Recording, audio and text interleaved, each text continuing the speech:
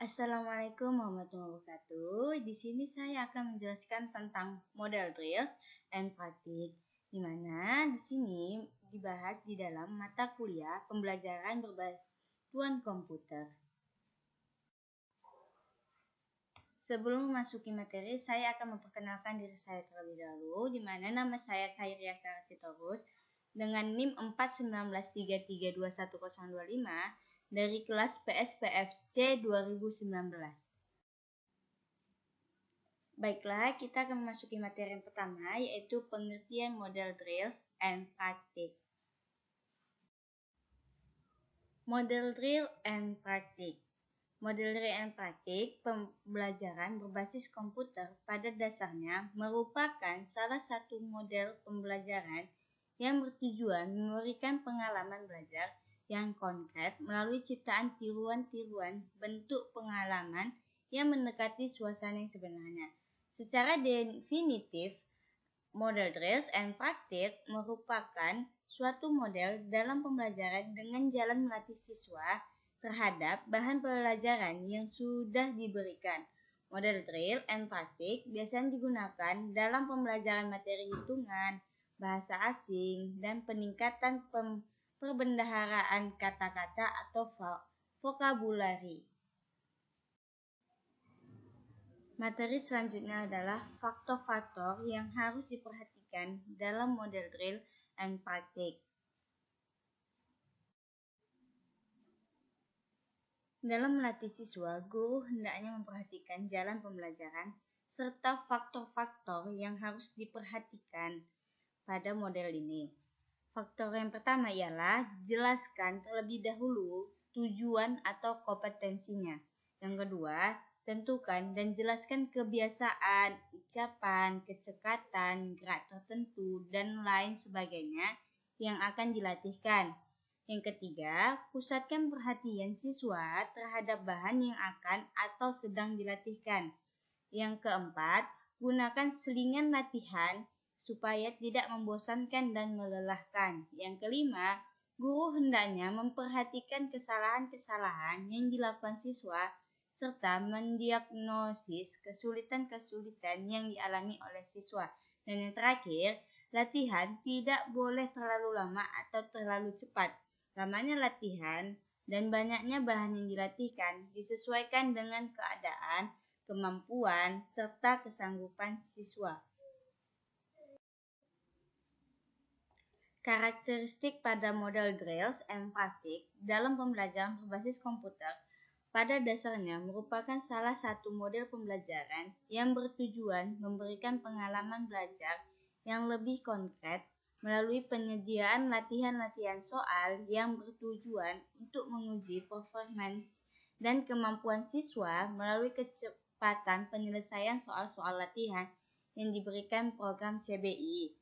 Program pembelajaran berbasis komputer merupakan program pembelajaran dengan menggunakan software komputer berupa program komputer yang berisi materi pelajaran dalam bentuk latihan-latihan.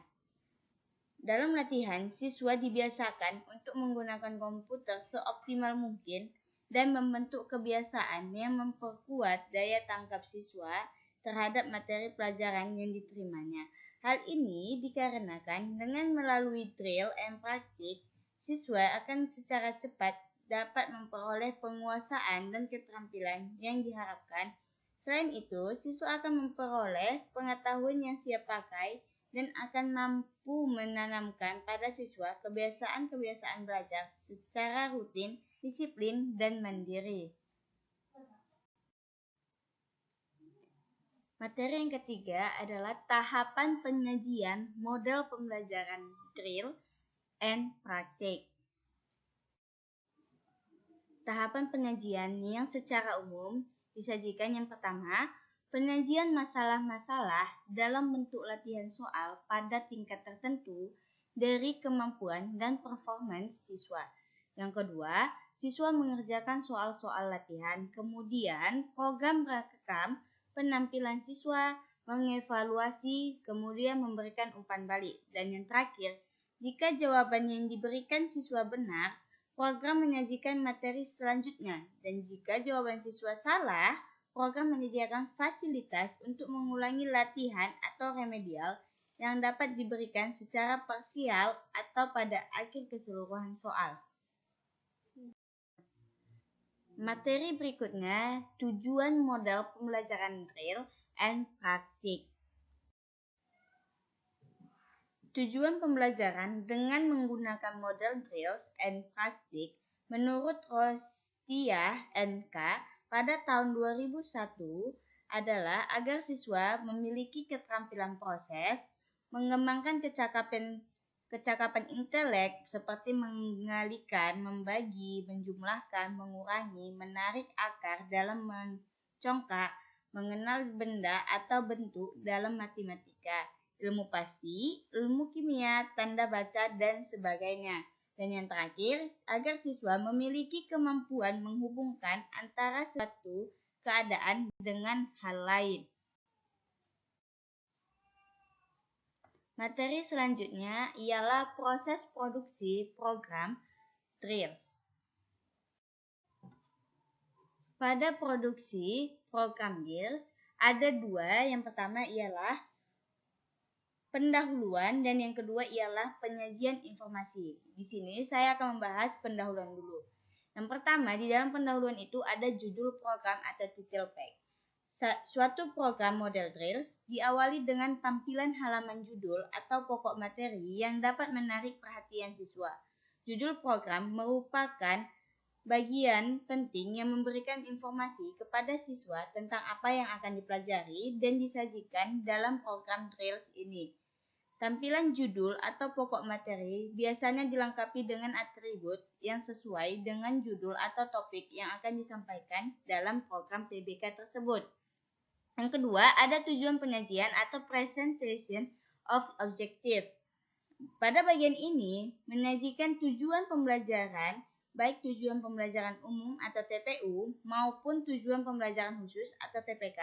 Di dalam KTSP, kita mengenal tujuan tersebut berupa standar kompetensi dasar atau indikator yang harus dicapai dalam pembelajaran melalui CBI model drills.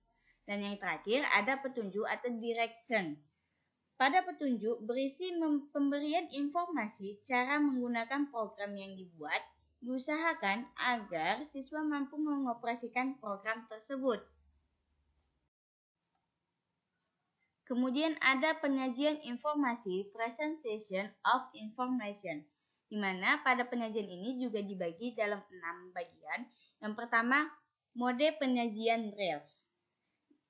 Merupakan bentuk penyajian informasi baik berupa materi dan soal latihan yang dibuat.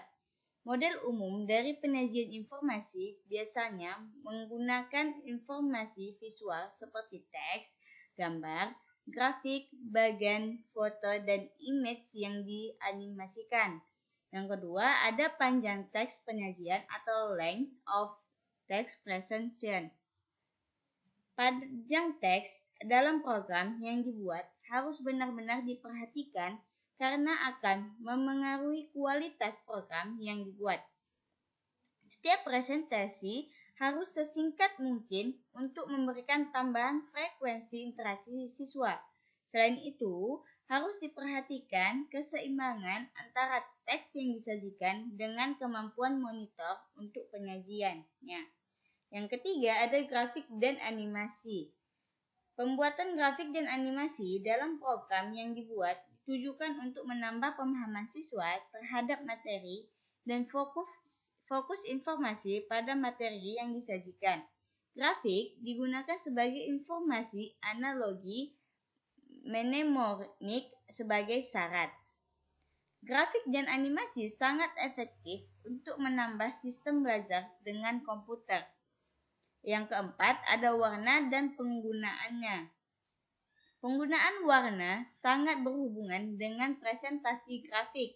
Seperti halnya grafik, warna dapat digunakan secara efektif untuk sistem belajar.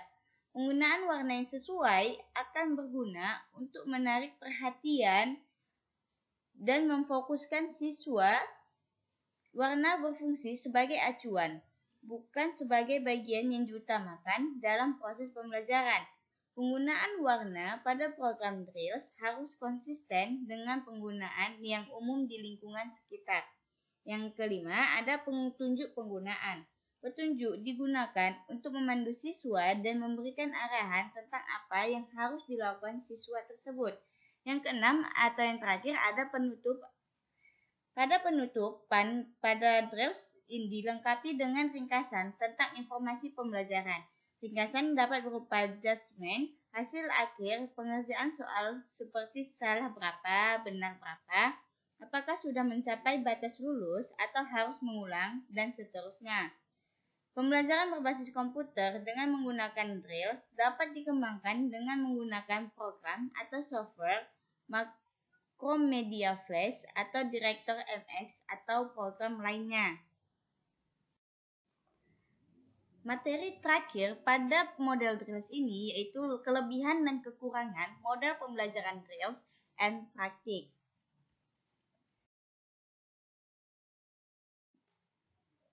Pertama, kita akan membahas kelebihan model Drills terlebih dahulu. Yang pertama, untuk kelebihannya itu untuk mencari kecerdasan atau kecakapan motorik seperti menulis, melafalkan huruf, kata-kata, dan menggunakan alat. Yang kedua, untuk memperoleh kecakapan mental seperti dalam perkalian, menjumlahkan, pembagian tanda-tanda atau simbol-simbol. Yang ketiga, untuk memperoleh kecakapan dalam bentuk asosiasi seperti hubungan huruf-huruf dalam ejaan, membaca peta, dan sebagainya. Yang keempat, pembentukan kebiasaan yang dilakukan dan menambah ketetapan serta kecepatan pelaksanaan. Dan yang terakhir, pembentukan kebiasaan-kebiasaan membuat gerakan-gerakan yang kompleks, rumit menjadi lebih otomatis. Kemudian pada model drill, adanya kekurangan dalam model drill ada 4. Yang pertama, menghambat bakat dan inisiatif peserta didik. Yang kedua, menimbulkan penyesuaian secara statis kepada lingkungan. Yang ketiga, kadang-kadang latihan yang dilaksanakan secara berulang-ulang merupakan hal yang monoton. Dan yang terakhir, dapat menimbulkan verbalisme pada siswa tersebut. Demikianlah beberapa hal yang bisa saya sampaikan. Sebelumnya saya mohon maaf yang sebesar-besarnya kepada pendengar sekalian apabila dalam video penyampaian tadi mungkin ada kesalahan kata atau beberapa pernyataan yang menyinggung hadirin sekalian. Saya undur diri dan terima kasih. Wassalamualaikum warahmatullahi wabarakatuh.